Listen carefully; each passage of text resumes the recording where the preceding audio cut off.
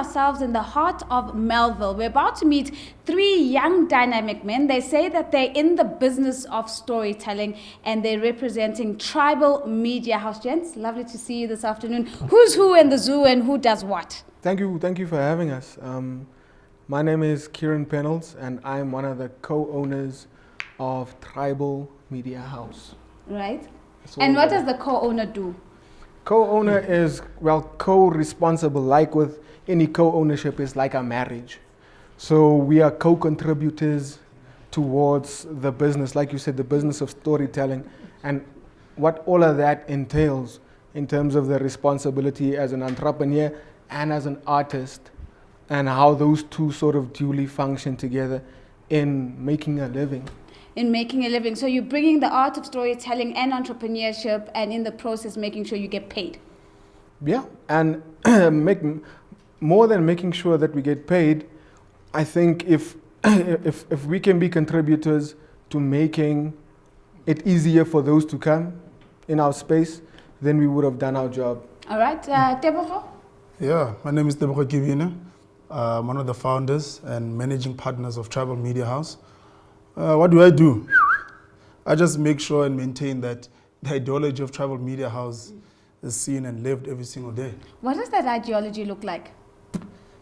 It emphasizes on bridging the gap between those who have been in the game for long and those that are starting up to win the game, you know, and making sure that people of color are part of this industry, because I mean our industry is still a white dominated industry, you know, so we become the equalizer in the game.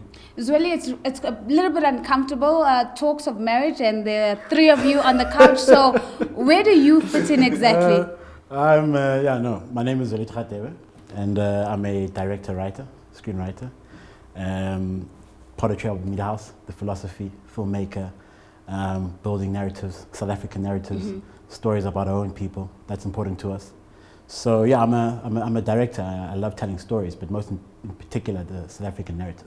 Well, it certainly sounds like there are a couple of themes coming up, and Karen, I maybe want to pick up on the first theme and give you an opportunity just to outline the products that you're actually bringing to market. What are the focus areas for Tribal Media House? I think one of the biggest challenges for startups and for small businesses is the fact that you need to put your hand in every piece of the pie to feel where it is that you want to be. And as an organization, we work a lot within the corporate and government space. That's where we started off, and that's where the majority of our work comes from. Because to equate that's like the McDonald's of filmmaking, and that covers pretty much a lot of our overheads. Other than that, we also work a lot within the television space. We do a lot of television comedy. And along with that, which is the reason why Zweletu is here today, we are really passionate about storytelling and filmmaking, and that then becomes the third part of what it is that we do as a business. So we specialize in short film, feature-length film, as well as documentary features as well. So this journey started about 3 years ago. 3 years later, you're looking at perhaps three main focus areas. What's the long-term view? Is it to deepen in those focus areas, or are you looking for breadth as well? No, we need to deepen in it, you know. I mean, a short film is not enough. You need a documentary, you need a feature, you know. Shooting a TV series is not enough. You need a book, you need a museum, you need everything that deals with TV, just beyond it being a 4x3 frame, you know. So we have to grow, and that's where we're at, you know. We're growing. I mean, from this short film that we have, we're doing a documentary and we're doing a feature. Right now, we've been commissioned to shoot a travel show in Africa, where different comedians go to different African countries and experience the nuances of whatever country they go to. So that is growing. Beyond that, we need to go to Europe, we need to go to Asia, you know, we need to go to South America, North America. So the aim is to grow. It's never to be in one place or be stagnant, you know. So it sounds like it's both depth and breadth in terms of the future direction. Now, one of the things you said earlier as well, and it's surfacing for me now, is this idea of telling our own stories. Going back to the name Tribal Media House, one gets a very great sense of a particular sense of black ownership around the theme. Talk to me about what that place is, where it's emanating, that the stories that you're trying to tell are essentially black stories. You know, with us, the philosophy from once we started The Hangman was that we wanted to tell a story that also familiarized South Africans with the South African narrative. Because for me, what was important is that, you know, we always say we tell South African stories, but what does that mean, essentially? You know, in terms of what the South African narrative is for me what we're trying to achieve with what The Hangman is. And The Hangman looks at, you know, a story that looks at how families were victims to the system, the apartheid system, but it looks at the human story. It doesn't look at the armed struggle story. So it's not your conventional apartheid story, if I could say, you know, essentially. And what was important for us is that as a black business was to be able to work with 100% black crew, essentially. And what we did is that we had that exactly. We had a 100% black crew. We're able to show South Africans, for me, what's important in the philosophy of Tribal Media House is that we are able to essentially show people that it's possible. What are the references? What are the gauges? Who are the black filmmakers that are out there who are doing it? Because some might say it's impossible, some might say that it can't be done. And what we've been able to do is not only give hope to those coming after us, but also we're showing them that it's possible. You know, I want to push you a little bit on that approach because I actually think it's actually quite interesting going out with a firm intent of working with other black businesses. What was the experience like? Was it necessarily more difficult with that particular purpose in mind? Absolutely not. You know, I think every single one of us who was in the crew are people who we've, you know, you talked about 3 years ago, Tribal Media House began. We've been together for longer than that. Yeah. You know, and we've always been saying that we want to be that change. We want to be those people, those individuals who are going to make that change and make that difference. So we've been working on this and striving towards this for a long time. And for us to achieve it now at a professional level, you know, from being students together to not being filmmakers in the same company together and doing it, gives other people hope that we can, you know, that it can be done. So there was no difficulty. We were, you know, it's a world-class set. It's a world-class set, world-class partners, and it just so happens to be black business. Tebogo?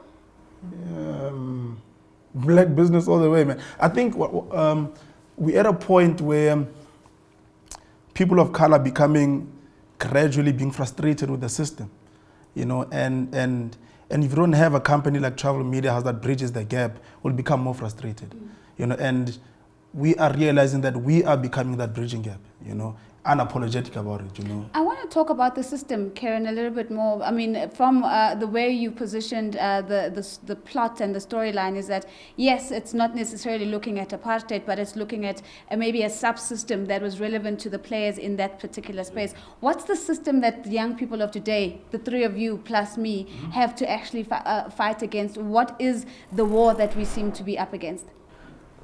I think looking 24 years on, after our new democracy, a lot of the sort of core narrative that was given to us as young people of color was that go out there, take advantage of all the opportunities that are given to you. But I don't think a lot of people were cognizant of the fact that although we were socially emancipated, we weren't necessarily economically emancipated. And that's sort of the struggle and the frustration that we fight as young black entrepreneurs within a contemporary South African space. And I think a movie like The Hangman and sort of the road that it's traveled thus far, like Zweli was saying earlier on, is just an example to show other people that it's possible. And the success of the business, Tebogo, of course, would be the testament of whether there is the potential to have economic emancipation when people of color go the entrepreneurial route. Or how would you describe the experience of having started a business in South Africa, run the business for about 3 years now, engage with corporate clients who aren't necessarily on board with this mission of emancipating people of color? It's been tough. I won't sit and lie, you know. It's been really tough, man. And you take time to convince people, but you just need to be at it, you know, be persistent, you know, knock on all those doors, you know. Hey, man, we've been knocking, I don't know for how long, we're still going to be knocking, you know. It's the hardest decision to ever make as a youth in SA, to go into business. Because not many people want to go into business. You know, many corporates just want you to go work for them. But once you challenge it, everyone shuts the door. But we are persistent, you know, you'll never find a group like us that's more persistent. You know? But other young entrepreneurs watching the show and perhaps grappling with making that transition and very much still stuck in the hustle phase and trying to gravitate towards actually building a financially sustainable asset, how do you begin to think about and go about that process? You need to do it. I think Most of us, we fear, you just really need to do it. I think, especially us middle-class kids, we're really running out of excuses in not making it, So you just need to do it and align yourself with people that get you to that mindset, I think our biggest problem is that we're always chilling with people that think like us. But if you once relax, sitting in a room with someone that's above you, you're able to cognitively every single day think about how you're going to move from a hustle into an actual business, And beyond that, to be an investor, where you don't need to be in the business. I mean, that's the phase we want to move into in the next 3 years, So we don't have to be here, but we own the whole building. And this whole building is for people and people of color to be here every day to pursue their careers. Zoli, I want to go back to a very profound mission statement that you gave us just now, Karen, which is being the place or the home for other black entrepreneurs who want to tell stories. You've already started the process of telling those stories, Zoli. What is it about the space that has that secret sauce that you think it would be attractive to other storytellers who are perhaps looking at this right now from the outside and thinking, maybe this is an umbrella brand I want to jump into? We don't just talk about ideas and certain films and certain concepts and ideas, we execute. And I think, the best example for anybody is what they've done. Mm-hmm. What are you doing? So many people can talk. People can talk, but talk is cheap. It's about execution and doing things. So I think on that regard is that, I call Karen the dream maker. Because filmmaking, it's about being able to make those dreams a reality. To be able to make those, thoughts, those scripts, those ideas into reality practically, And I think for us, our mandate or our belief is that, we want to grow, we're not a film school, but we want to grow black filmmakers to say, look, there's an example of 5 black directors. Here's an example of 5 black producers. Here's an example of 5 black cinematographers. Because right now the representation of that isn't as much as we want it to be. And we've understood that that was an issue. And this is why I think, what Tribal Media House has done, what we've been able to do through The Hangman and the other films that are to come, through the documentary, through the feature film, which I'm certain are going to happen because I'm talking about, we execute on what we talk about. Not arrogantly am I saying this, but it's the truth. It's about being practical, but of course it's also being patient. This thing is not making films doesn't happen overnight. It's still a business. It's still got its difficulties. Well, there you have it, becoming the go-to place for storytellers intent on telling stories of color as they are in South Africa, on the continent, and even in other parts of the world. It's been a fantastic conversation with the guys from Tribal Media House. Guys, remember that if you want the Young Money crew to come to you, all you need to do is just follow me on Twitter, @TheRealNozi. Don't forget the hashtag, it's YoungMoney410. Until next time, it's goodbye.